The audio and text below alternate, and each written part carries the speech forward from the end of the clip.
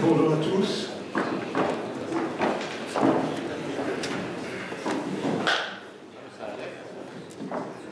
Vous m'entendez? Oui.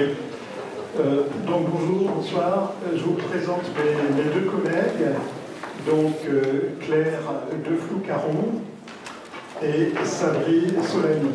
Donc Claire sera la rapporteure ou la rapporteuse, je ne sais plus comment choisir maintenant. Et puis Sabri Solani posera les questions. Voilà. Alors, quelques mots juste pour expliquer qui est la Fabrique du Futur. C'est un think tank qui a été créé en 2006 sous forme d'une association. L'idée de départ, c'est la réconciliation entre l'innovation technologique et l'innovation citoyenne ou durable. Et la mission qu'on se donne, c'est de contribuer à faire advenir des futurs enviables et viables, autant que possible. Voilà. Donc on est dans la prospective, donc j'espère que ça fera plaisir à Dominique Chauvin. Et on est aussi dans l'innovation de rupture. On fait le lien entre innovation de rupture et prospective. Et je rajoute que le thème de la prospective et par rapport à la stratégie, c'est un thème qui nous occupe également. Voilà, les moyens d'action qu'on s'est donné, c'est de catalyser différents écosystèmes, que ce soit des écosystèmes technologiques, d'entreprises, de start-up ou sociétaux. Et on est dans des approches live-lab. Comment ? Je ne sais pas ce que je viens de dire. Bon, on est dans des approches live-lab. Les Livinab, c'est des dispositifs citoyens. On met l'usager au cœur de ces Livinab. Voilà. Et on est dans l'innovation collaborative. On a plusieurs thématiques qui nous occupent, la blockchain, les territoires avec un projet qui s'appelle Symbiogora, qui est la création de valeur dans les territoires, et les écosystèmes, ça je l'ai dit, avec c'est des événements. Blockchain Agora a eu lieu dans cette salle, avec l'innovation écosystème Agora. Voilà, alors j'en viens à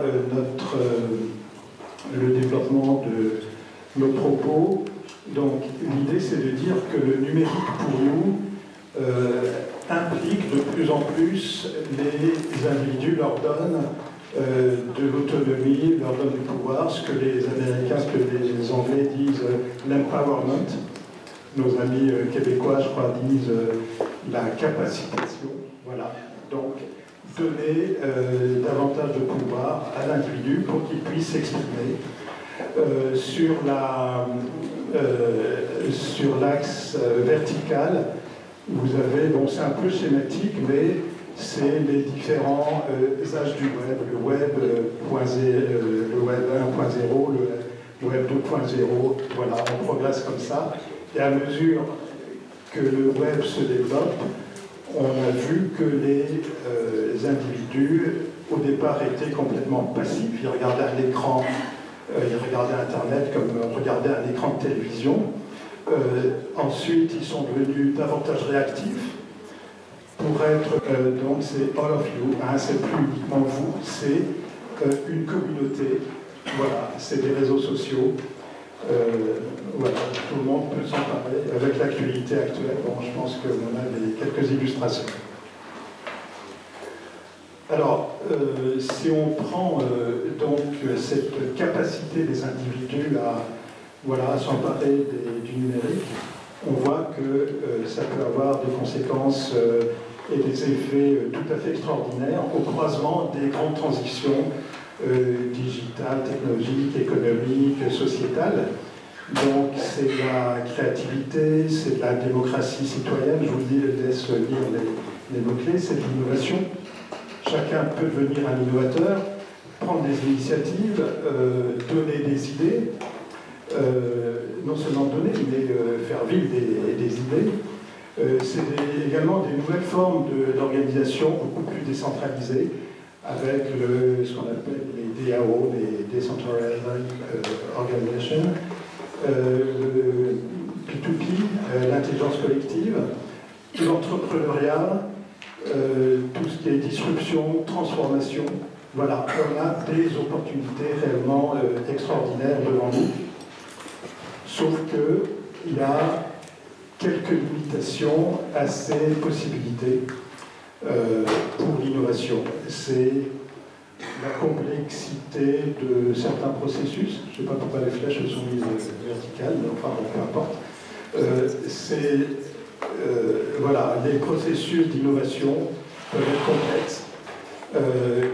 Voilà, on a parlé tout à l'heure des financements. Les financements sont difficiles à obtenir.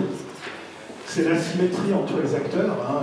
Je vous fais pas un dessin, mais prenez une start-up, un grand groupe. Prenez un individu voilà, qui veut exprimer des idées. Il y a des difficultés à pouvoir dialoguer entre acteurs de tailles différentes. Et puis, point important, c'est ce qu'on appelait les problèmes d'incitation, ce qu'on appelle le nudge. Voilà, quand vous êtes dans un collectif, que vous voulez contribuer, donner des idées, si vous n'êtes pas reconnu pour ces idées, pour vos contributions, vous serez au fil du temps un peu moins incité à les proposer, à innover. Donc voilà, donc ça c'est également un frein, une limite aux capacités d'innovation. Alors, l'idée c'est d'aller, on peut résumer ça en disant il faut qu'on aille vers un numérique, vers un digital durable ou un numérique éthique, hein, voilà. Durable au sens citoyen, éthique. Alors, on a imaginé quels seraient les axes de ce digital durable. Vous en avez 6, hein, c'est un hexagone, plus un qui est au milieu, c'est la confiance. Alors, si on les prend dans le sens des aiguilles d'une montre, voilà, il n'y a pas de sens particulier. Donc, l'éthique et l'équité, voilà, ça c'est quelque chose de tout à fait important. Si on innove, on espère que ça soit avec éthique et équité. Il faut se donner des moyens d'innover avec des outils, des plateformes, des lieux également. Donc on a parlé des LUNAB, on peut parler des Fab Labs, on peut parler des tiers-lieux, on peut parler des labs d'innovation. Il y a un axe qui est important qui est l'axe des communautés, donc innover avec les réseaux sociaux, les communautés, et puis mettre en commun un certain nombre de choses, parce que quand on crée de la valeur, on peut se dire qu'il y a de la valeur qui est créée, mais qui doit être partagée pour tous. Donc ça, c'est l'axe des communs. Ce qui ne veut pas dire que les créateurs de valeur ne vont pas en tirer bénéfice, parce que c'est un peu comme les modèles premium, hein, c'est-à-dire on va mettre en commun certaines choses, hein, comme c'est dans l'open source, c'est comme ça que ça se passe. Hein, il y a des choses qui sont partagées, et ensuite, dessus, on met une couche supplémentaire qui peut éventuellement être monétisée. Se pose des questions aussi d'inventer une nouvelle gouvernance. Quand on est dans des démarches de co-création, il faut voir comment on va pouvoir donner la parole à tous, comment on va pouvoir avancer. Donc il y a un certain nombre d'outils comme la blockchain.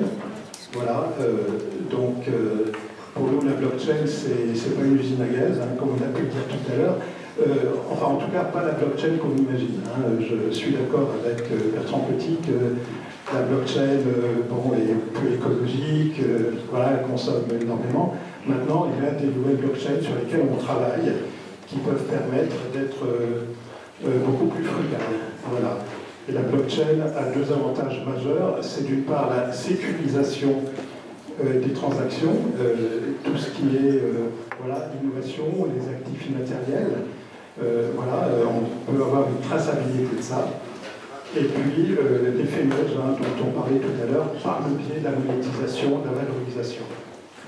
Et puis l'aspect sécurisation, Alors tout ça doit contribuer à un climat de confiance. Voilà, c'est un petit peu comme ça qu'on imagine le digital durable. Avec, donc c'est le signe que je dois finir, là, je pense. Voilà, j'ai un dernier slide, justement, ça tombe bien. Donc, une solution qui est proposée, qu'on propose, une des solutions, il peut y en avoir d'autres, mais c'est le projet Value Trust, qui a été initié conjointement par la Fabrique du Futur, mais également par l'Institut Mines Télécom, avec qui on travaille de façon étroite, et qui doit être une plateforme, une place de marché d'actifs immatériels qui va répondre à ces problématiques de confiance. Voilà, je vous remercie.